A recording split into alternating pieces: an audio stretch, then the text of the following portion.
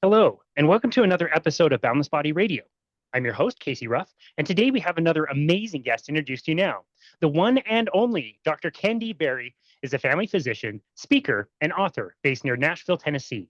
Ken has been practicing family medicine in rural Tennessee for over a decade. He is board certified in family medicine and has been awarded the degree of fellow by the American Academy of Family Physicians. Having seen over 20,000 patients of all ages during his career, he is uniquely qualified to write on both acute and chronic diseases.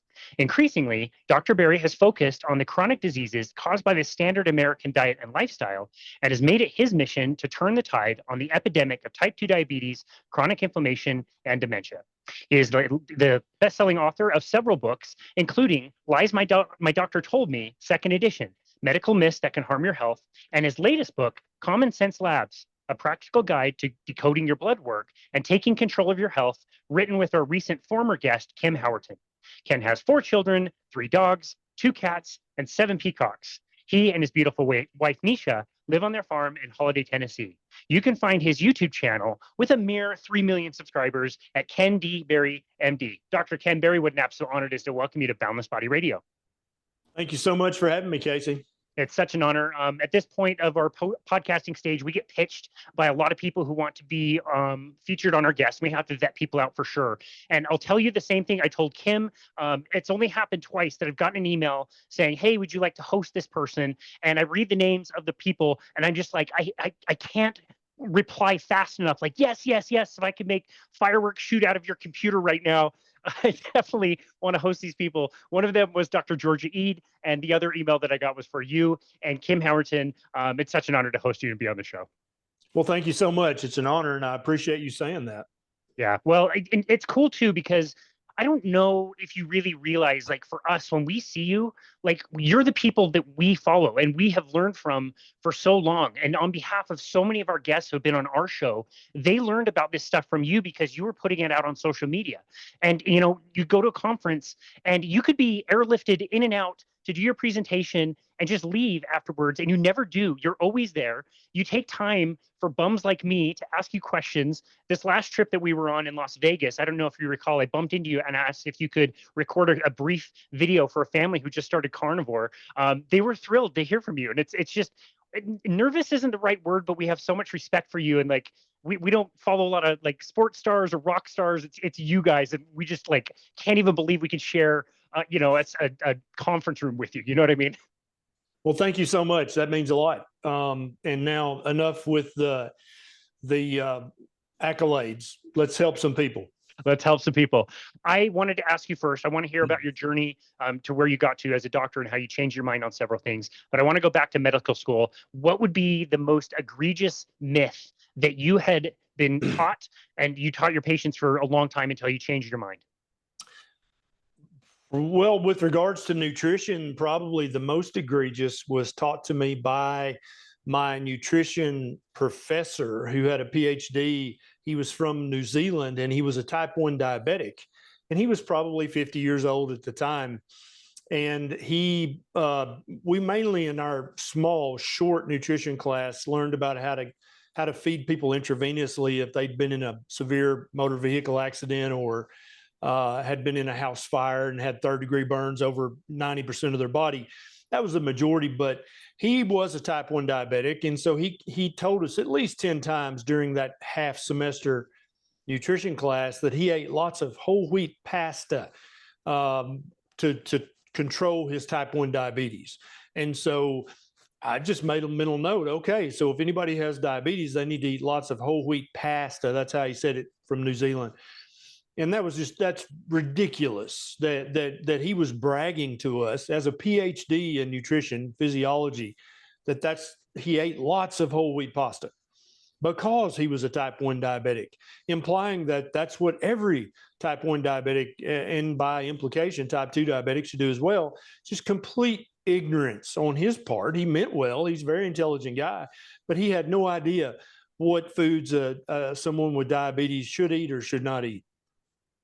Tell us about the course of your journey and your career, going out and preaching that message and noticing what you were observing in your patients. Well, the whole reason I do what I do on social media is trying to make up for past sins. Early in my medical career, I became severely obese and pre-diabetic, and so this entire proper human diet principles came out of me going, "Hey, I can't be fat and diabetic and then tell people they need to lose a few pounds and tighten up their diet. That's not going to work for me because I'm kind of a common sense guy." And so I just dug into the nutrition research and then later into archaeology, anthropology, paleoanthropology, and completely reversed my severe obesity. I was 297 pounds at my heaviest, and now I hang out at 220. And I carry quite a bit of muscle, so I'm very happy at that weight. My A1C got up to 6.1, very pre-diabetic, and so I got that. It hovers now at 5.4, 5.5, which I'm very happy with. All my other markers are fine. Um, but the reason I do this is because in the first few years of my medical practice, I actually gave people bad nutrition advice, just like my nutrition professor gave me. When somebody was newly diagnosed with either type 1 or type 2 diabetes, I would give them a copy of the American Diabetes Association handout, thinking I was doing good, thinking I was helping this patient. And turns out, if you follow closely the American Diabetes Association diet recommendations and you make all the recipes on their website, it will make your diabetes worse, not better. And so I just kind of learned this one piece at a time as the years went by. And obviously, when I went from being severely obese to being back to normal weight, all of my patients, especially the ones that were obese, were very interested in how I did that, right? This is kind of that social credibility. Like, I know this guy. He used to be big as a house, and now this guy's very fit and very athletic looking. I want to know what he did because I know him. He's not just some figure out there on social media, right? These people knew me. They saw me at church. They saw me at the co-op. They saw me at Walmart. They knew I was a real guy. And so they were very interested. And so I started initially recommending keto and carnivore just to my most severely obese patients, right? Because I still thought it was just a weight loss hack back in 2005, 2006. I'd had no idea how deeply this way of eating reached into human physiology and allowed it to heal and return very close back to optimal, which is kind of everybody's baseline setting. When you're born with the settings to be optimally healthy. And only to the degree to which your parents initially and then yourself later slowly poison yourself with the junk food that is the standard Western diet, that's the degree to which you develop metabolic disease and obesity. Yeah. And you see it get worse and worse as the generations stack on top of each other, where, when maybe you and I were going to school, there may have been one or two overweight kids, and now it's by far the majority. Like, kids playing around, you can just visually see that, how in trouble they are and overweight they are. Tell us about the process of understanding that, yes, this was a weight loss diet. You can knock some pounds off by doing this, and that's great. That's what most people want. But also what you're talking about, like optimization of health. How was it in your experience to see all these other surprising things that everybody talks about? Like, wow, like I did lose the weight and I burned the fat, and that was great. But all this other side stuff that I wasn't expecting. Can you tell us what it was like to observe that in your patients? Yeah, initially, I suspected my patients of blowing smoke because any good doctor knows that if anything good happens to a patient, the doctor gets the credit, and then that doctor saved their life, and then that's the best thing ever, and they love that doctor. And we're actually taught in medical school, don't fall for that. That's very common. Psychiatrists have even an extra level of that, where the patient can actually fall in love with them and think they're the love of their life because they're actually helping them. And so initially I thought, yeah, this is just, people doing that thing that they do when a doctor helps them out. And like initially, if somebody would have severe knee arthritis, right? Bone on bone, having to walk with a cane. And then when they would start this proper human diet, not only would they lose a lot of weight, but that knee arthritis would get so much better that they wouldn't walk with a cane anymore. And in many cases have no pain. And so initially I'm like, well, that's because they lost weight, right? And the knees having to support less of them. And that makes sense. But then I would have people with shoulder arthritis or arthritis in their thumb joint when they would start a proper human diet. They would lose weight, of course, but their arthritis got better. And you don't have to be a doctor to know that the shoulder joint and the thumb joint are not weight bearing joints. They people right, unless you're a monkey, you don't walk on your thumbs or your shoulders. And so there was something else going on here, something in the physiology and the biochemistry. And so that's when I was like, that's weird. Then another episode, I had two women come separately who were perimenopausal or almost postmenopausal. One was 48, one was 51 years of age. And they wanted to do this diet. I said, okay, here you go. And so they both come back for their 6-month checkup, and they're both pregnant, Casey. And the 48-year-old was super happy about that. She had just remarried and they wanted another baby, but she thought it was too late. And then the 51-year-old was not at all happy with Dr. Berry and his diet because she had no intentions of ever having more babies, but yet there you go. And so here's a diet that's decreasing inflammation in non-weight bearing joints and also seemingly increasing the fertility and maybe even reverse aging women back out of menopause, back into a reproductive state hormonally. And I was like, what is going on here? There's got to be more to this than just weight loss, right? So I really went back to the drawing board because back in 2003, I was that doctor that thought if you had ketones in your urine, there was something wrong with you. You were either dehydrated or you had ketoacidosis. There was something terribly, terribly wrong with you. And so I had no idea the therapeutic power of being in ketosis or the therapeutic power of lowering your carbohydrate intake and getting your insulin level back down to a normal level. I was not taught any of that. So I literally had to go back to the drawing board. I had to put back on my student cap and say, okay, I've got to go back and learn the basic physiology and biochemistry and the molecular biology again, because I don't understand how this diet is doing all these things. And that's just two examples, Casey. There are hundreds of different examples with different parts of the body, from the skin to the joints to the gut to mental health. Now we're seeing more and more that it is obvious to any healthcare practitioner, if they listen to their patients and then start reading the research that already exists, and then go back to their physiology and molecular biology textbooks, it should be apparent like, oh, okay, I see what's happening here. But most doctors don't do that. And so they remain ignorant currently. I'd say the majority of doctors in Western society have no idea that having ketones in your urine is a good thing, unless it's for specific pathology that you have those, then that's still a bad thing. But if somebody's healthy and happy and running around in society and they have ketones in the urine, that's a good thing. That's not a bad thing. And the vast majority of doctors don't even check a fasting insulin level. So they have no idea that their patient is severely hyperinsulinemic. And so they're blind to it because they don't know which labs to check. And that's one of the reasons for the book. Yeah. Well, you guys did a fantastic job on the book, and I can't wait to talk about that. Before we do, you've mentioned it several times. Like, everybody in our space has a shtick or a name for something, and I like some better than others. No Sugar, No Grain, NSNG by Vinnie Tortorich. I really love because it's very simple and it's open for people. It's just no sugar and no grains. And whatever, vegetables you want to have, that's fine. I'm not the hugest fan of plants are trying to kill you. I think of it a little bit differently, and I know you do as well. Plants are just trying to defend themselves. It's more entitled that than plants are trying to kill you. And I have to say, not to keep pumping your tires, but I really love the way you describe it, which is just for a proper human diet. How would you explain to somebody what the proper human diet actually consists of?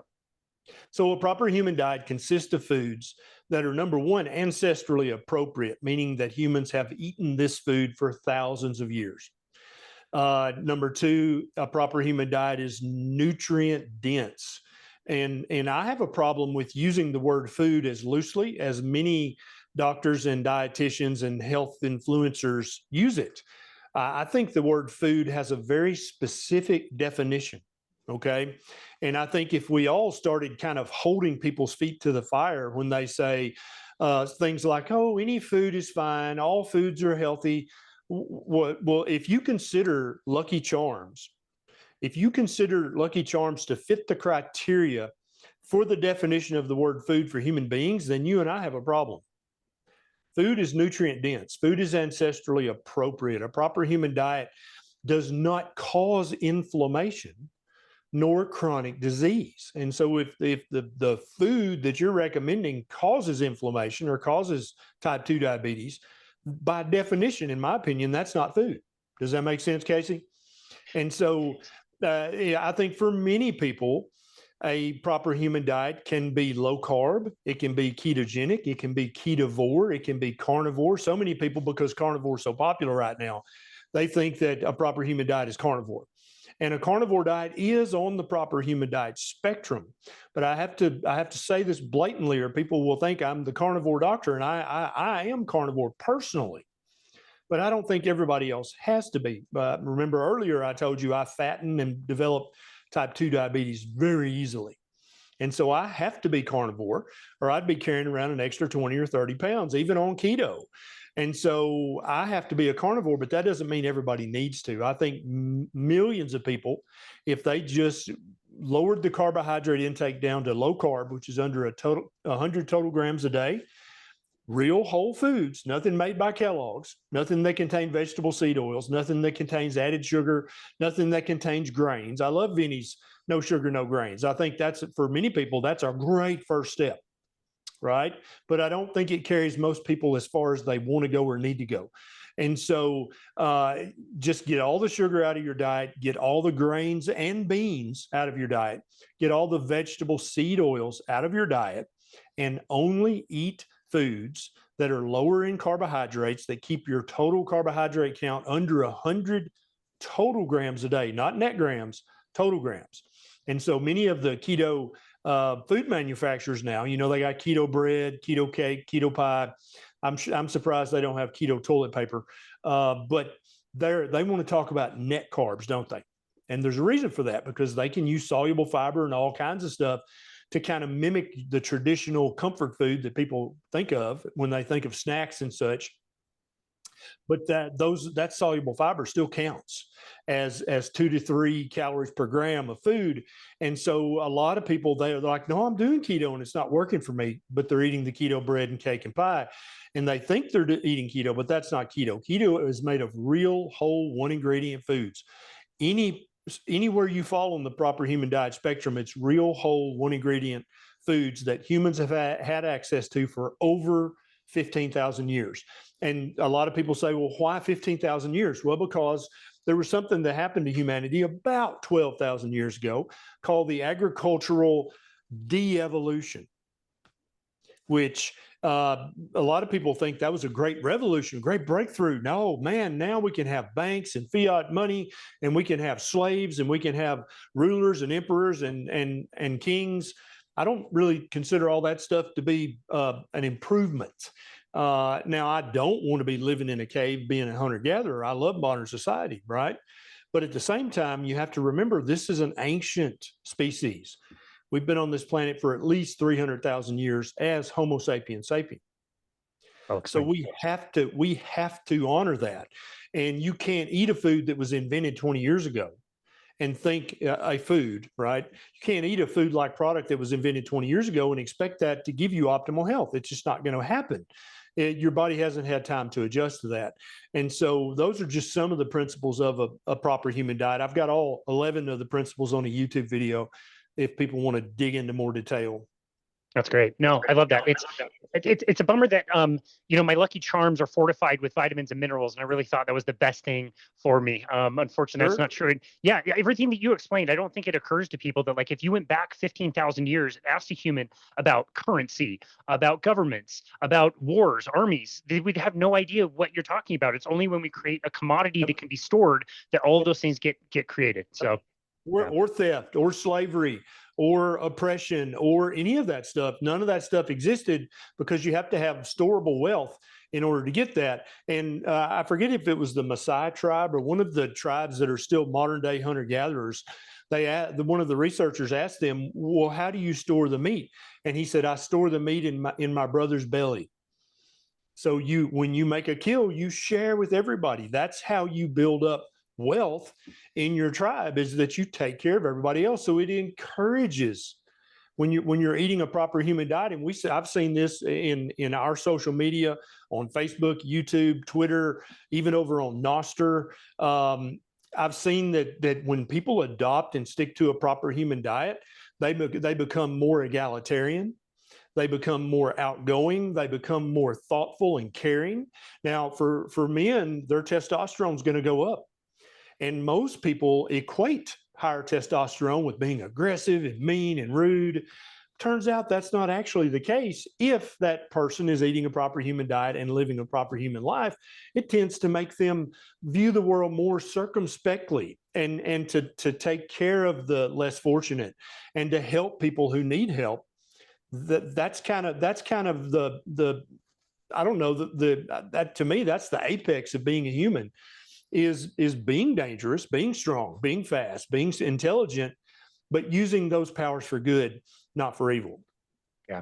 I think if you've gone to any conference with a bunch of people that have gone carnivore or keto, you find that sentiment. Everybody can relate to that. They feel that way, that the carnivore zen that people talk about.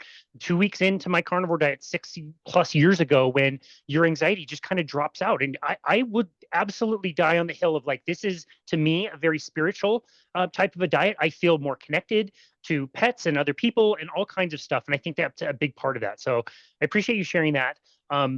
Amazing job with the book. Like I said, I want to talk in the context of your career. What were you taught about taking labs? How important were they for you throughout your career? And what sorts of things would you be looking at and place value in? So I was trained classically at a state university as an allopathic physician. And so the way allopathic physicians, MDs, are trained is you basically discount the patient's symptoms, what they tell you, their history. Some of the older doctors will know you need to listen to what your patients tell you. But I actually heard a young doctor one time, the patient was trying their best to explain what they'd been going through, what was happening. And he was listening to their chest. He was auscultating. And finally, he told the patient, "Could you please be quiet? I'm trying to figure out what's wrong with you." True story. Literally, I was like, I was in a bigger emergency department, and there's more than one doctor on duty, and I just quit what I was doing. I was like, did he just? And all the nurses were looking at me like, yeah, he just said that out loud. Will you please shut up so I can figure out what's wrong with you?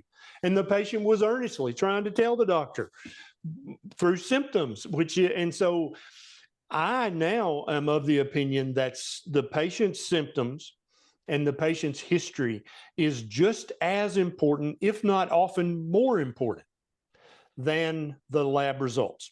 Okay. Especially if the doctor's not even ordering the correct labs, which is very, very common. And so I alluded to the fasting insulin test earlier. If you're eating a diet that contains too many carbohydrates for your personal physiology, your insulin level is going to be high. And if anybody knows anything about nutrition and physiology, they know that when your insulin level is high, it's virtually impossible to lose fat, right? It just turns off your ability to metabolize fat. And so the average doctor discounts what the patient's telling them. And we see this very commonly in women with hypothyroidism or Hashimoto's thyroiditis. The doctor he'll check a TSH, which is a thyroid stimulating hormone, and he might check T4. And they're both normal. So he tells the patient, there's nothing wrong with you. And the woman is steadily saying, I have fatigue. I cannot lose weight. I'm cold all the time. I don't sleep well. I feel down in the dumps, even though my life is great. She's literally listing off every single symptom of hypothyroidism or Hashimoto's thyroiditis, she's telling him what's wrong with her. If he would shut up and let her talk, she would tell him effectively the diagnosis. But so now you go back, what labs did he check? Right? He checked the TSH and it was normal, which it can be normal for decades in a person with hypothyroidism before it actually starts to elevate. Same with Hashimoto's. The TSH can be normal for 10 years while the patient is suffering from Hashimoto's thyroiditis. The doctor was blinded to the diagnosis because, number one, they discounted the patient's symptoms, didn't listen to him. It's all in your head. Here's some Prozac, right? And they didn't check the proper lab work to properly, thoroughly, completely evaluate the thyroid gland with lab work. And so that's one of the very first things. And Kim Howerton, I know you just had her on a week or so ago. I hope she told you that she suffered from hypothyroidism for over a decade before she was diagnosed. She was put on every antidepressant. She was put on bipolar medication. She was sent to this camp, that camp, this therapist, like literally 8 or 9 healthcare providers she went to. Nobody caught that she had early onset hypothyroidism. And so that's her why. That's why she's out here trying to help every woman in the universe who has undiagnosed Hashis or hypothyroid. She's like, hey girl, you got to get these labs checked. And that's one of the first things that we started talking about was the full thyroid panel. Another big thing we talk about is the fasting insulin. And then there's so many other tests we talk about too, but I think those are great examples of how modern medicine has just completely dropped the ball.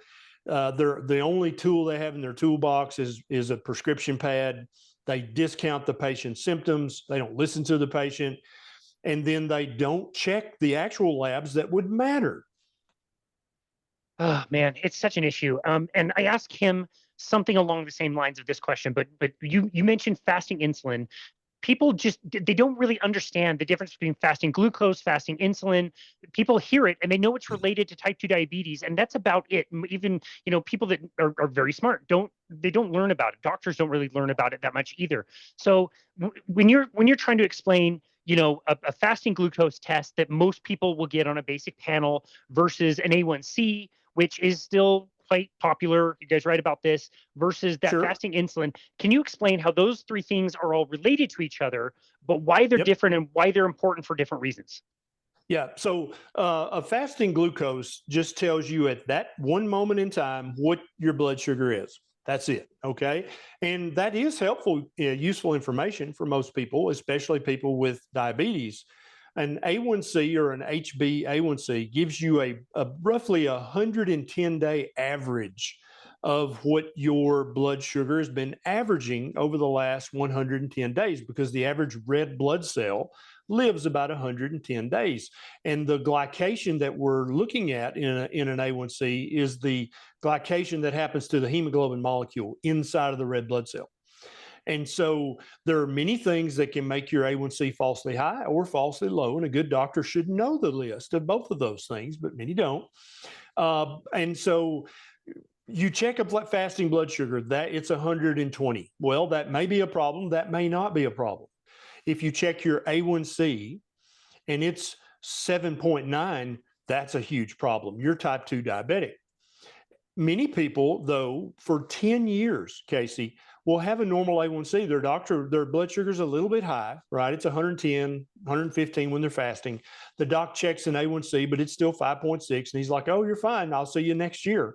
But if the doctor had checked a fasting insulin, and I'll get to where that comes from in a second, you can actually diagnose type 2 diabetes 10 years before the A1C ever elevates, if you know to check a fasting insulin. So what is insulin? Where does it come from? So insulin is produced by the beta cells in the pancreas.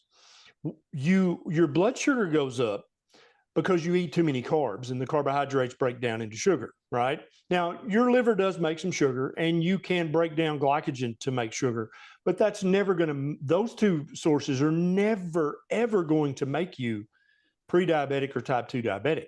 It's only eating too many total carbohydrates consistently that's going to make your blood sugar consistently high, which is going to consistently glycate your hemoglobin.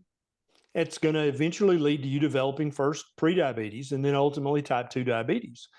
So the insulin test or a C-peptide test, which is also an excellent proxy marker for insulin, because when your pancreas, when the beta cells make insulin, what they actually make is proinsulin. And then they knock off a little molecule and then it's pre-insulin. And pre-insulin is made up of a C-peptide and an insulin stuck together.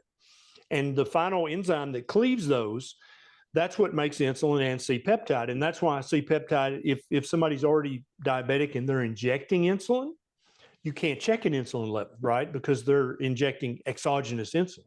So you have to check a C-peptide instead.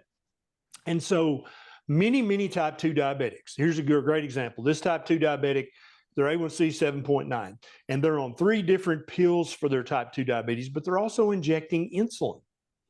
So you check their A1C at 7.9. Well, are they a type 1 or a type 2? The average doctor has no idea. They just assume that because they're older, that they're a type 2, right? Because type 1 usually happens in childhood, usually. But you can also develop something called LADA, right? Which is adult onset type 1. And and I actually know people who were misdiagnosed as type 2 when they were actually adult onset type 1. And that's super dangerous for the patient.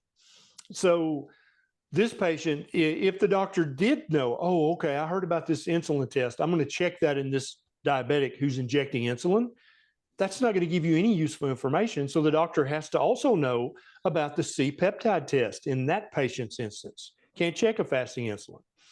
But for many people with early prediabetes, which some doctors say, oh, you've just got a touch of sugar, it's no big deal, we'll check it again next year. If they would check an insulin level, they would see that it's 30, 35, 40, 45, 50, super elevated, which makes it impossible. That person is absolutely going to gain weight. There's no way they can't gain weight, right? Because it's like they're injecting insulin. And every diabetic knows if you inject insulin, you gain weight. So their pancreas is pumping out this insulin way more than the body needs, but they do need it because they're eating so many carbohydrates, because they're following the ADA diet. And so they have to produce all this extra insulin. And so if you ask the average doctor, well, this patient is severe type 2 and they're injecting lots of insulin, but their A1C is still really high. Why do you think they need insulin? The average doctor is going to say, well, their pancreas is burned out. It's just not producing insulin like it used to. And this is the definition of ignorance, because if the doctor knew, all they'd have to do is check an insulin level and it would be readily apparent. No, this patient's pancreas is not burned out at all. This patient's pancreas is producing way too much insulin because they're eating a high carbohydrate diet. And so the average type 2 diabetic thinks, oh, my pancreas is burned out. It doesn't matter what I eat. I just have to take my medicine.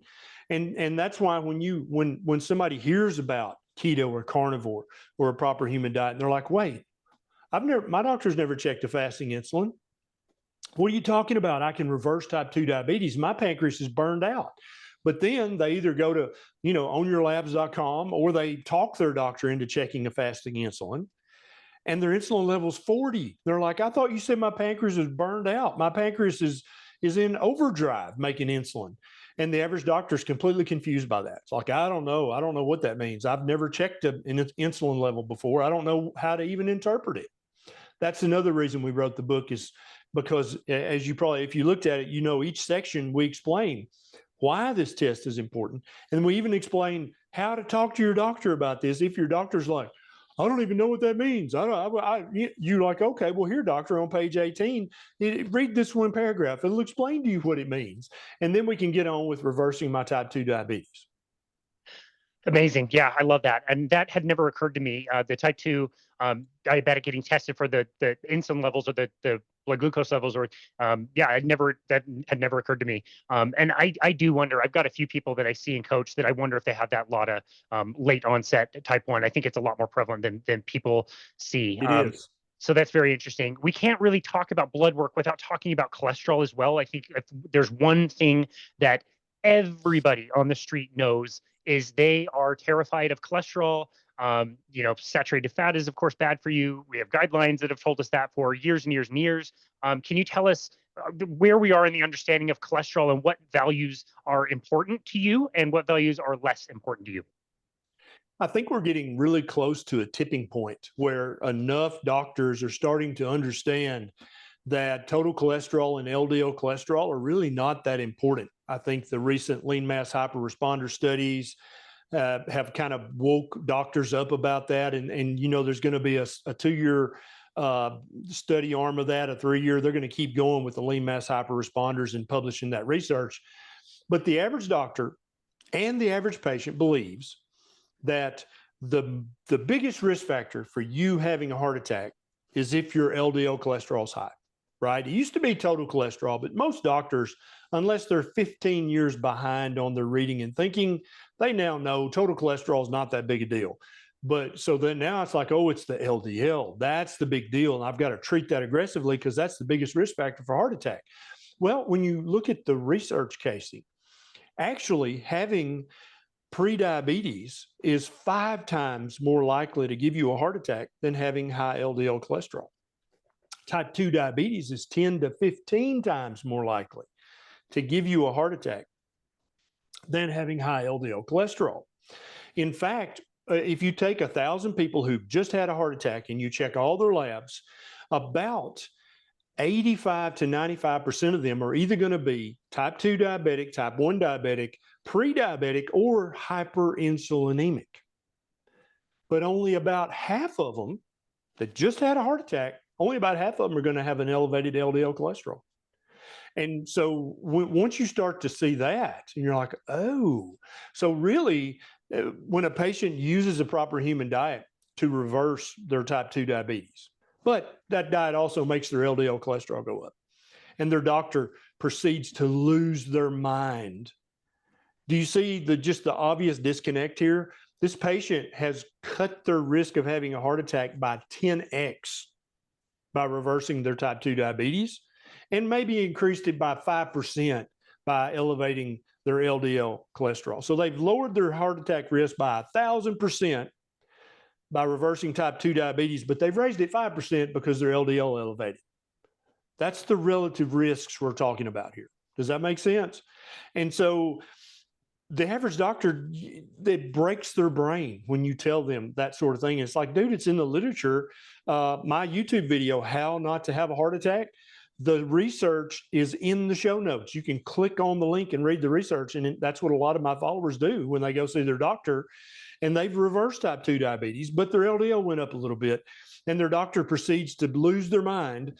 And they're like, dude, I printed this study out for you. You understand that I cut my risk of having a heart attack by, I don't know, 500%, 1,000, 1,500%. But maybe it went up 5% because of the LDL, but that's what you want to talk about? It makes their doctor look ignorant to that person who's now well-informed. They're like, dude, do you not even read this stuff? Do you not think about this? And so the labs in some cases are quite important.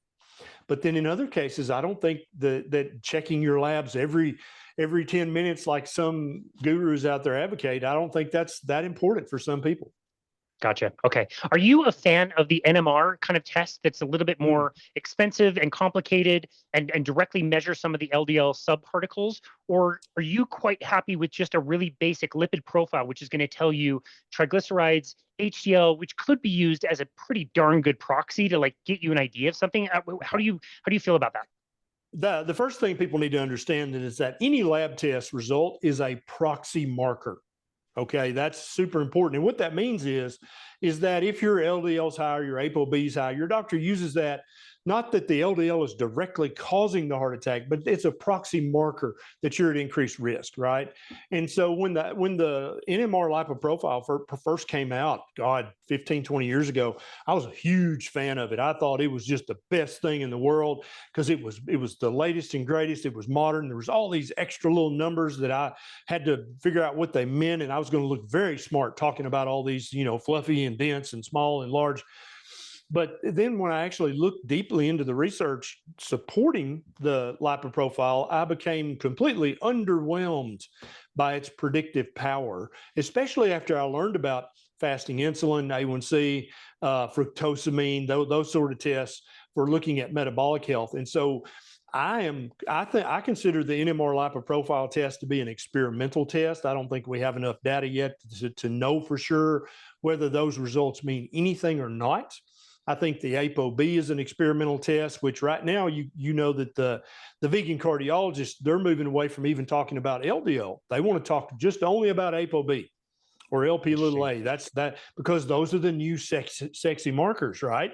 Like the lipoprofile was 15 years ago. That's like, oh, ApoB and LP(a). These are completely experimental. I predict that in another 3 to 10 years, nobody will ask you what your ApoB level is or check your ApoB. I think by far the most important markers when it comes to any kind of lipid panel is the triglycerides, which you want to be as low as you can get them, and the HDL cholesterol, which you want to be as high as you can get it. And I'm known for saying that LDL is the other good cholesterol. I think they're both good cholesterols because LDL cholesterol does hundreds of beneficial things in the human body. And so I think everybody focus on your triglycerides, on your HDL, on your A1C, on your fasting insulin, and on your HSCRP, which is a marker of inflammation. Those are the 5 most important metabolic tests you can get checked. If you want to check your lipoprofile or your ApoB or LP(a) or any of those other sexy modern markers, I think it's fine, but don't put a lot of stock in them because I consider them to be completely and thoroughly experimental. Just like you probably remember when TMAO was becoming very big and all the vegan cardiologists were talking about TMAO, right? Until we figured out, hey, this is not predictive at all. And also, if you eat lots of cold water, healthy fish, they're very rich in TMAO. And so that's already fell by the wayside. And I predict ApoB will fall by the wayside, just like TMAO did.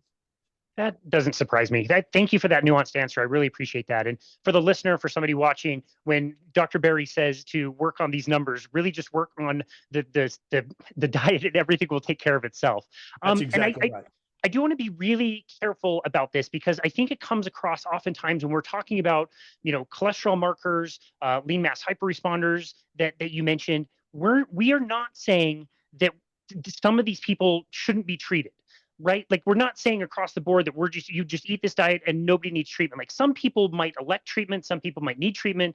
How do you feel about the current situation as far as medications? I mean, I know we talk about statins and crazy side effects that people get, but there's also other medications that people have. How do you feel about any kind of treatment for something that might be concerning in somebody's cholesterol profile?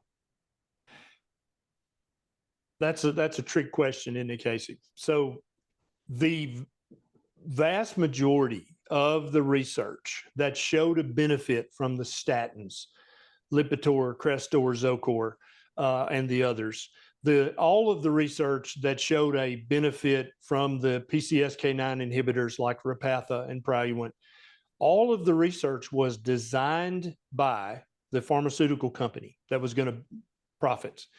The researchers, almost without exception, either owned stock in the pharmaceutical company or was an independent contractor for the pharmaceutical company or was a direct employee of the pharmaceutical company. In many cases, the pharmaceutical company and their employees designed, wrote, ran the study, and reported the results of the study.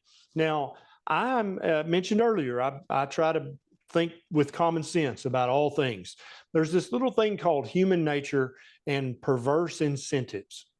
And so even with the very best evidence for statins and PCSK9 inhibitors, all of which was completely under the control of the pharmaceutical company, they still can only show the tiniest of benefits, right? It's not a tremendous benefit. And so what that tells me is that they were cutting corners at every turn.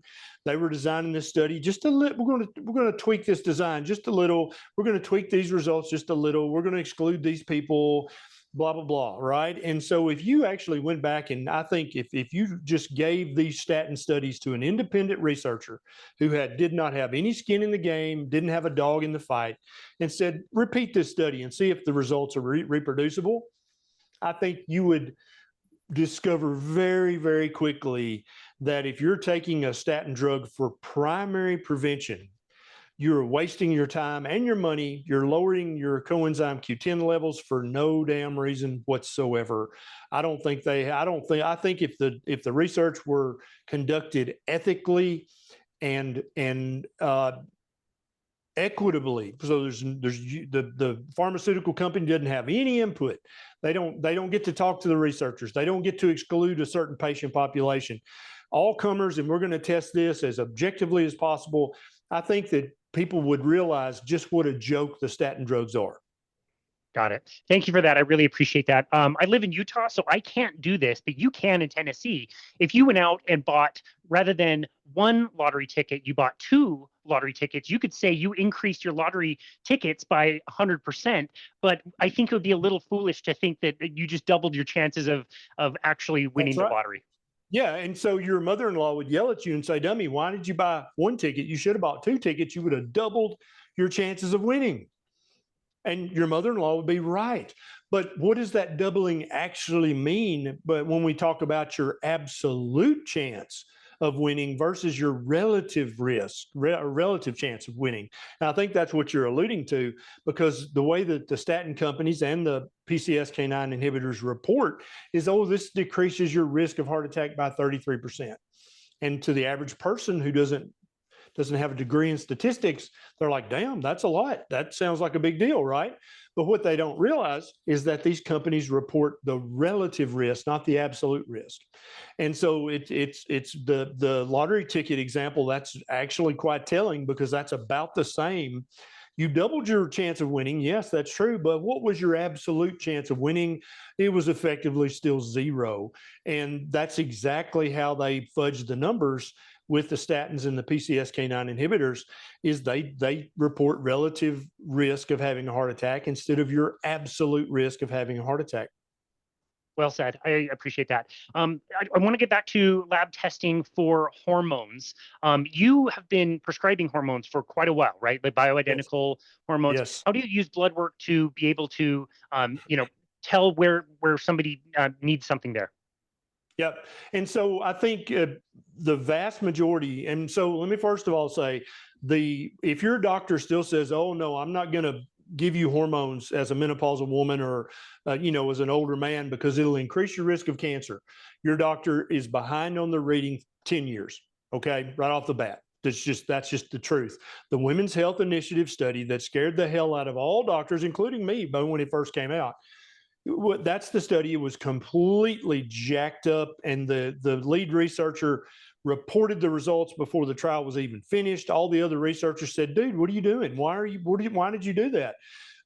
And he acted like, oh, this is a super dangerous thing. Doctors need to take all their female patients off of hormone replacement immediately. Turns out that doctor had a preconceived notion that hormones are bad.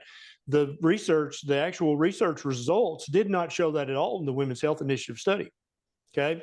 And so I think everybody, when the hormones start dipping, many people can correct their hormones by adopting and sticking to a proper human diet and living a proper human diet, which includes moving fast and lifting heavy things. Many people can fix their testosterone and other hormone levels just from that alone, just from diet and lifestyle. Some people can't, and those are the people who need to get their hormone levels checked. And then if the hormones levels are low, and what's the second thing that's just as important as the labs? If they have symptoms of low hormones, because I'll tell you, Casey, I've known women before who in their late 80s had their ovaries removed 25 years ago. Their testosterone, progesterone, and estradiol they had to be zero, right? Had to be. But this woman felt amazing. She slept like a baby. She had tons of energy. She was doing projects and going on trips. Did I need to check her hormones? Probably not, right? So I usually didn't. But if she comes to me with a long list of low progesterone symptoms, low testosterone symptoms, I'm going to check her labs. And if her labs echo what her symptoms tell me, then I'm going to recommend that she optimize her hormones with bioidentical hormone replacement therapy. Yeah. Most women that I know that end up going on it say it's absolutely life-changing. But I did understand it that way, the way that you explained it, that like the levels are one thing and it's nice to see, but we're really wanting to look at the symptoms. The range for testosterone in a man, for example, can vary widely. And just because you have free testosterone in the serum doesn't necessarily mean that you need to be taking testosterone if you don't have symptoms of that. I totally agree. And so one man can have a testosterone of 500 and feel amazing. Another guy could have a testosterone of 999 and feel amazing. They both do equally well. They're both just at the tip top of their game in their 50s or 60s or 70s. But that's not the case. Many men, because they eat a modern Western diet and live a modern Western lifestyle, their testosterone is in the tank, right? And for many men don't know this, but there's a long list of prescription medications and over-the-counter medications that can tank your testosterone, and they have no idea about that. I'll never forget, a young man came to me. He was in his mid-20s, and he said, "Doc, something's bad wrong with me. Last night I was watching TV and a cat food commercial came on and it made me cry." True story. And I was like, "Dude, I got to check your testosterone right now." And it was like 212. Turns out he was on opioids for chronic pain, which will tank your testosterone, right? And we got his testosterone optimized, and he was no longer crying at cat food commercials, but he was also back to living the life that somebody in their mid-20s should be living. The lab results in that case were super important, but his symptoms told the whole story. All I had to do was listen to him talk, and I would be like, "Oh yeah, we got to check your testosterone." So I think that it's super important for a doctor to listen to the patient's symptoms, but it's also equally important for a doctor to know when to check labs, but also which labs to check. And only when you've got that trifecta can you be a really, really good doctor. Got it. Okay, so your book, chapter 5, I think is my favorite, which is all about using your labs to dial in your life and lifestyle. I just wondered if there's some like favorite parts of that book that stand out to you, or different examples that you want to give on how we can, all of us. I'm with you. I believe that we have individual differences, but there is a species appropriate diet and a proper human diet. Yes. Again, there's a range there, but I don't think it's as wide as somebody thrives on carnivore and somebody can thrive on vegan, for example. I think that's just a little bit too wide. I think we're omnivores, but we specialize. We lean one direction or another, and I think that's towards animal products. Anyway, tell us a little bit about the chapter that you wrote, chapter 5, and how somebody can tweak different things based on their labs. Well, I love chapter 5 because it's empowering to the person once they realize, holy crap, I've spent 20 years going to the doctor with type 2 diabetes or whatever, thinking that this was completely out of my hands this whole entire time, thinking that this was genetic or just we don't know. I was broken, because many people, that's the take-home message, Casey, is either it's genetic or I'm just a broken human. I don't know. My body doesn't work like it should. That's not true at all. In chapter 5, you can literally know that when you adjust your diet and adjust your lifestyle, you can move all these numbers in the right direction. You are in complete and total control of these numbers. You actually have been in control of these numbers your entire life, but you just didn't know it until you bought this book or watched some of my videos or, bought one of my other books. You just didn't know that the power was always in your hands to affect these numbers and move them in whichever direction. My good friend Dave Feldman and Nick Norwitz both have shown how you can cut your LDL cholesterol in half by eating 12 Oreo cookies a day. That's how Nick Norwitz did it, right? It literally lowered his LDL more than taking 80 milligrams of Zocor. Dave Feldman, years before Nick did his Oreo challenge, Dave Feldman would eat fat-free turkey on white bread, and he would just live on that for a week before he checked his LDL, and it would cut his LDL in half. So I think that's the main take-home message that I want everybody who reads the book and even watching this, is that every one of your lab values are directly within your control. Once you figure out how, you can tweak all these numbers in the right direction, but also if you want to be dumb, you can tweak them in the wrong direction as well. Awesome. Well, I think my favorite part about the Cholesterol Code movie that Dave Feldman was involved in was my friend Robin and telling her story and the interview with her daughter. And that was really special. And getting to sit with them and stay with them for that conference was pretty cool. But one of the other standout features of that movie was all the lifetime's worth of pictures that Dave Feldman has taken of every meal. It's just the number of thousands and thousands of pictures of his meals is wonderful. Just God bless engineers that are willing to test that kind of thing. And you're right. The message is very empowering. I'm glad that this new book is a revision. It's not a revision, but an expansion of a book you guys already put out. Kim was able to explain that to us, and like you Yes. said, it's very empowering. And it seems like it's something that most people could grasp. I also really love the component of writing it in a way that, like, if your doctor's giving you pushback, the patient can then show them different parts of the book to help educate the doctor, and hopefully they're open to that. Has that been your experience, by the way? Like, are doctors open? They are. Absolutely. And then any good doctor, let me put it that way, Casey, any good doctor, which by definition, they're a good human, because you know as well as I do, not all humans are good. Not all doctors are good, but most doctors went to med school to help people. And they were, at least at one point in their life, good students, right? Because they made it through medical school. So they had to be able to learn new stuff. But many doctors have gotten lazy, or the life has happened to them, and they have a substance abuse problem or whatever. The bills are catching up. They feel overwhelmed. They're just people too. I tell people all the time, doctors are just dudes and chicks. And so, yes, I in our private group, we have people at least once a week. There's a story of somebody who went to their doctor and they said, "Hey, I need you to check my fasting insulin." And the doc's like, "Why? What's that? How's that going to help you?" And the patient, who's one of our people in our tribe, is like, "I am so glad you asked." And so then they proceed to tell the doctor, "Here's exactly why. And you should, now that you know this, you probably should start checking fasting insulins on all your patients who are overweight or who have diabetes or any kind of metabolic disease."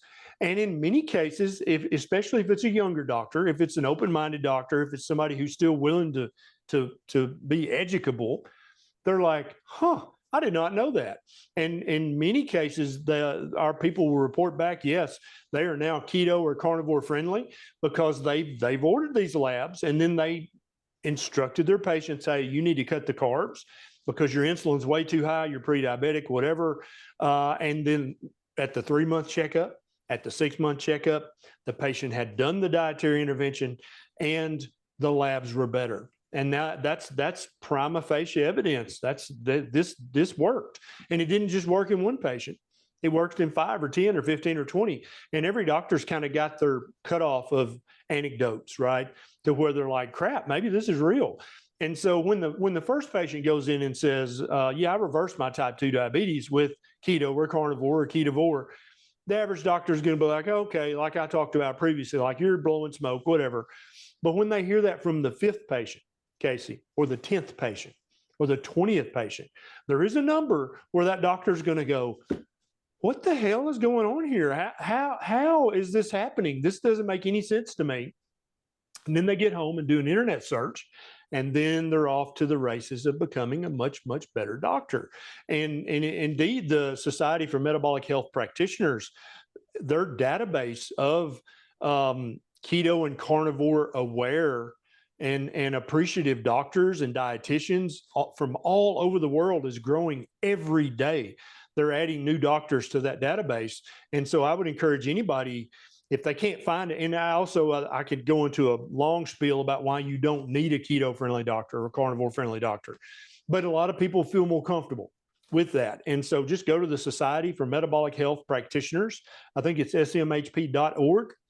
And they have a list of doctors and dietitians from all over the world. You just put in your zip code and it'll tell you where the nearest proper human diet friendly doctor is. Yeah, perfect. We'll link that in the show notes. Speaking of good doctors and good humans, you are both. I can confirm that, having met you several times, and this was just a wonderful conversation.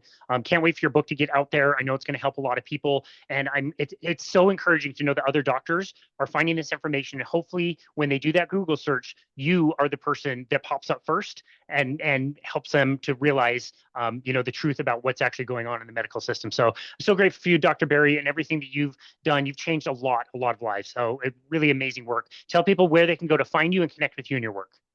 So I have a little YouTube channel that has over 1,500 videos on it. And The best way to use it is just go to YouTube and in their search feature, type in Dr. Berry and then whatever medical condition you currently have, suffer from, or have a question about.